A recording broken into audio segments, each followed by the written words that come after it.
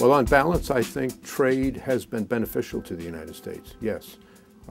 I was majority leader when we passed NAFTA. I supported it. I supported the creation of the World Trade Organization. One of the areas I tend to disagree with the two Democratic presidential candidates, but it's understandable their position is that we ought to, well, they don't quite say we ought to repeal them, but they say we ought to renegotiate them. And if you can renegotiate them, fine, but you're going to deal with the other signatories to these treaties. I think the debate has been incomplete with respect to trade.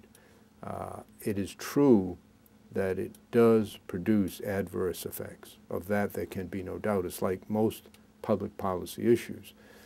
But it also produces very beneficial effects, which we ought to include in the debate and in the discussion.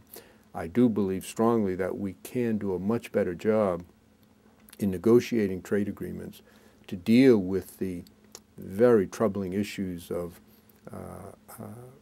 health care, environmental protection, very low wages in other societies, that is, worker protection issues, to neutralize some of the difficulties that we have. We have not done a good job at that. But the answer is not to build walls of protection. The answer is to keep what's working, and trade generally is beneficial, and try to deal with the adverse effects. The reality is, of course, that there is dislocation. There's much dislocation, but it's very hard to identify a specific and direct cause and effect relationship with respect to all dislocation, because much of it comes from a dynamic free market economy. And you want innovation.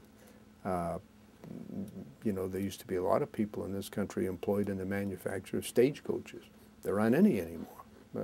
They all, when the motor vehicle was invented, stagecoach production ended and people made motor vehicles, and that meant dislocation for those who've been engaged in stagecoach production and other related industries. But the country's clearly better off. That didn't have anything to do with any trade agreement. That was the result of innovation in a dynamic free market economy, which we have, which we want, and which we should encourage.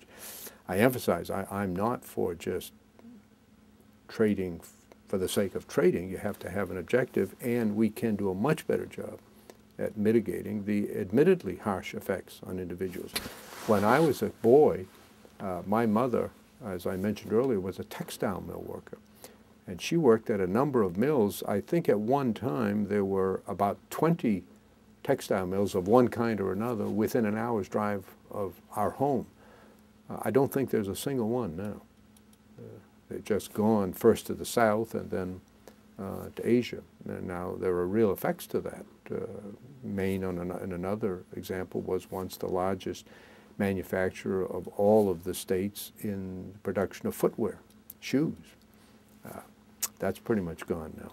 So you get benefits, you get disadvantages, but you can't build walls.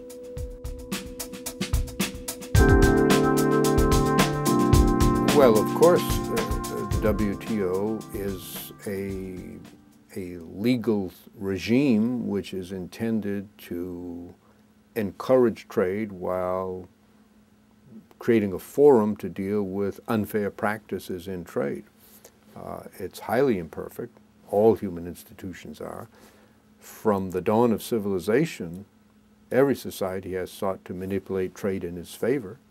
And of course, for much of what I would call modern history, the tariff or tax on imports was the mechanism by which that was accomplished, so-called protecting domestic industries. But most economic historians and others believe that the protectionist response to the slowdowns of the 1920s and 1930s contributed to the Depression, which in turn contributed to the Second World War.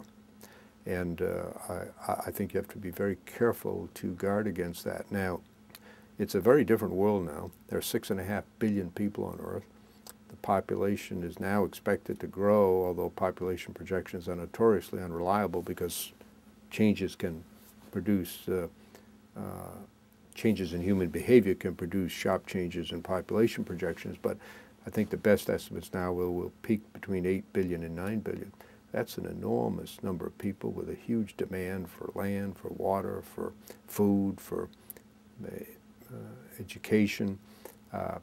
To think that you can deal with those issues, and 90% of that population growth will occur in poorer areas. Think you can deal with that by creating protectionist walls, I think is a profound error.